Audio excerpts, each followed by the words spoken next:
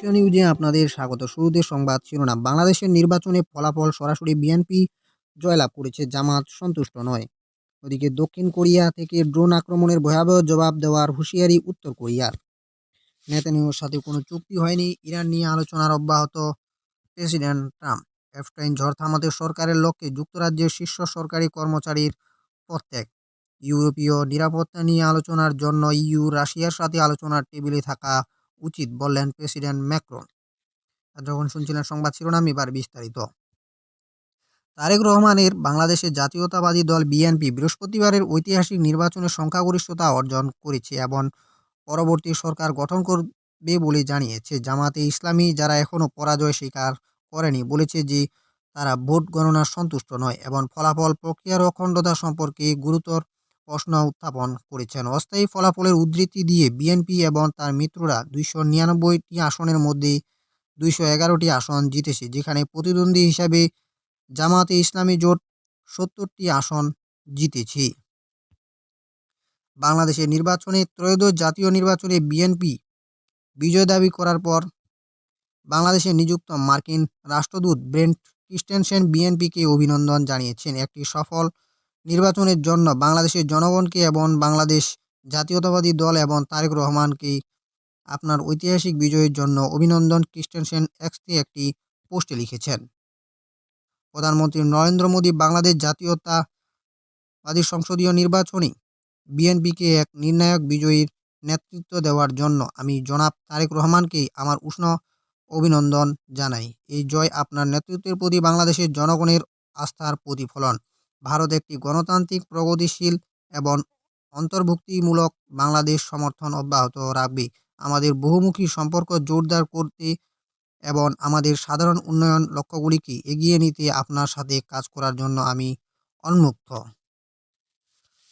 এদিকে শুক্রবার ভোরে পিয়ংইয়ং এ সতর্কবার্তা জারি করে যে দক্ষিণ কোরিয়া জানুয়ারিতে পিয়ংইয়ংয়ের ভূখণ্ডে নজরদারি চালানোর দাবি করে এমন একটি ঘটনার তদন্ত শুরু করার পর রাষ্ট্র পরিচালিত কোরিয়ান সেন্ট্রাল নিউজ এজেন্সি কর্তৃক প্রকাশিত এক বিবৃতিতে উত্তর কোরিয়ার নেতা কিম জং উনের প্রভাবশালী বোন কিম ইয়ো জং কথিত ড্রোন লঙ্ঘনের নিন্দা করেছেন, যাকে democratic people's republic of Korean সার্বভৌমত্বের একটি অগ্রহণযোগ্য লঙ্ঘন বলে অভিহিত করেছেন। আমি আগাম সতর্কীকরণ দিচ্ছি যে ডিপিআরকে এর অবিচ্ছেদ সার্বভৌমত্ব লঙ্ঘনের মতো এ ধরনের উস্কানির পুনরাবৃত্তি অবশ্যই একটি ভয়াবহ প্রতিক্রিয়া সৃষ্টি করবে। তিনি জোর দিয়ে বলেন যে উত্তর কোরিয়া পরিস্থিতি যাই হোক না কেন এ ধরনের কর্মকাণ্ড সহ করবে না। কিম জোর দিয়ে বলেন যে পিয়ংইয়ং রাষ্ট্র, ব্যক্তি বা বেসামরিক অপরাধীদের মধ্যে পার্থক্য করে না। ডিপিআরকে এর আকাশসীমার ড্রোন অনুপ্রবেশের মূল্য তালিকার শক্তিগুলিকে এবং এটি কোনো ব্যক্তি বা বেসামরিক সংস্থা কিনা তা আমাদের পরোয়া করে না, তিনি আরও বলেন। তিনি বর্ণনা করেছেন যে বিধ্বস্ত ড্রোনটিকে নজরদারি সরঞ্জাম সজ্জিত ছিল, যা উত্তর কোরিয়ার সামরিক দাবি অনুসারে গুরুত্বপূর্ণ লক্ষ্য বস্তুর ফুটেজ ধারণ করেছিল। উত্তর কোরিয়া 4 জানুয়ারি 2026 তারিখে তাদের সীমান্ত শিল্প কেন্দ্র কায়সং এর কাছে একটি ড্রোন গুলি করে ভূপাতিত করার খবর প্রকাশ করার পর এই সতর্কতা জারি করা হয়েছে, যার আগে 2025 সালের সেপ্টেম্বরে একই ধরনের দাবি করা হয়েছিল। ওদিকে নেতানিয়াহুর ওয়াশিংটন ত্যাগ করার আগেই বলেছিল যে ট্রাম্পের সাথে আলোচনা প্রথমে এবং সর্বাগ্রে ইরান সম্পর্কে কেন্দ্রীভূত হবে এবং তিনি আলোচনার জন্য তার নীতিগুলি উপস্থাপন করবেন। নেতানিয়াহু এর আগে সাধারণ সন্দেহ প্রকাশ করেছিলেন। তার কার্যালয় থেকে জারি করা এক বিবৃতি অনুসারে যে কোনো চুক্তিতে ইসরায়েলের জন্য অত্যন্ত গুরুত্বপূর্ণ উপাদানগুলি অন্তর্ভুক্ত থাকতে হবে, যার মধ্যে রয়েছে ইরানের পারমাণবিক কর্মসূচি, এর ব্যালিস্টিক ক্ষেপণাস্ত্র কর্মসূচি এবং এর প্রক্সি হিসেবে কাজ করা গোষ্ঠীগুলি। এই বিষয়গুলি চলমান ইসরায়েলি ইরান উত্তেজনার কেন্দ্রবিন্দুতে রয়ে গেছে, বিশেষ করে যখন মার্কিন কর্মকর্তারা পারমাণবিক ফাইলের বাইরে আলোচনার পরিধি বাড়ানোর আগ্রহের ইঙ্গিত দিচ্ছেন। মার্কিন প্রেসিডেন্ট ডোনাল্ড ট্রাম্প তার পক্ষ থেকে বলেছেন যে তিনি ইসরায়েলি প্রধানমন্ত্রী বেঞ্জামিন নেতানিয়াহুর সাথে আলোচনা শেষ করেছেন। বলেছেন যে আলোচনা মার্কিন ইরান আলোচনা এবং গাজা এবং বৃহত্তর অঞ্চলেই উন্নয়ন অব্যাহত রাখার উপর দৃষ্টি নিবদ্ধ করি। নেতানিয়াহু ট্রাম্প ইরান চুক্তির সম্ভাবনা দিয়ে চলমান বিতর্কের মধ্যে এই বৈঠকটি অনুষ্ঠিত হচ্ছে, কারণ ওয়াশিংটন এবং তেহরান পরোক্ষ কূটনৈতিক সম্পর্ক বজায় রাখার চেষ্টা করেছে। এদিকে জেফ্রি এপস্টাইন কেলেঙ্কারির কারণে যুক্তরাজ্যের শীর্ষ সরকারি কর্মচারী বৃহস্পতিবার পদত্যাগ করেছেন। তিনি প্রধানমন্ত্রী কের স্টারমারের তৃতীয় সিনিয়র সহকারী, যিনি কয়েকদিনের মধ্যে পদত্যাগ করেছেন। আজ থেকে পারস্পরিক চুক্তির মাধ্যমে ক্রিস ওয়ারমাল্ট মন্ত্রিপরিষদ সচিব এবং সিভিল সার্ভিসের প্রধানের পদ থেকে সরে দাঁড়াবেন। সরকারের এক যৌথ বিবৃতিতে বলা হয়েছে, এ সপ্তাহের শুরুতেই পিটার ম্যান্ডেলসনকে ওয়াশিংটনে রাষ্ট্রদূত হিসেবে নিয়োগের পর সৃষ্টি বিতর্কের জেরে দুই শীর্ষ সহকারী পদত্যাগ করার পর তার পদত্যাগ।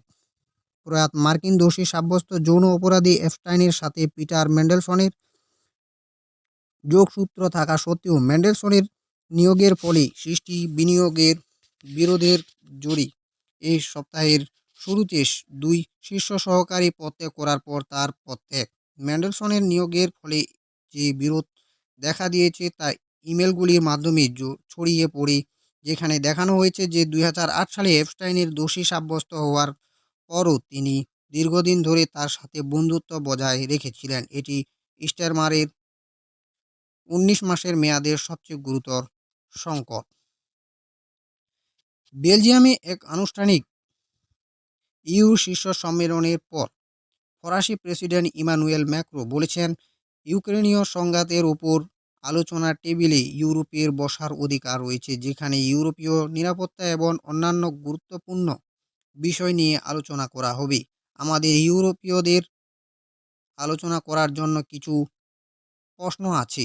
সেই কারণেই যখন ইউরোপের সমৃদ্ধি, ভবিষ্যৎ এবং নিরাপত্তা স্থাপত্যের বিষয় নিয়ে আলোচনা চলছে, তখন আমাদের আলোচনার টেবিলে থাকা উচিত। এলিসি প্যালেসের এক্স পেজে সম্প্রচারিত এক বক্তৃতায় ম্যাক্রো বলেন, ফরাসি নেতার মতে সময় এলে রাশিয়ার সাথে আলোচনার জন্য প্রস্তুত থাকার জন্য ইউরোপীয়দের স্তরে এই সব কিছু প্রস্তুত করা দরকার।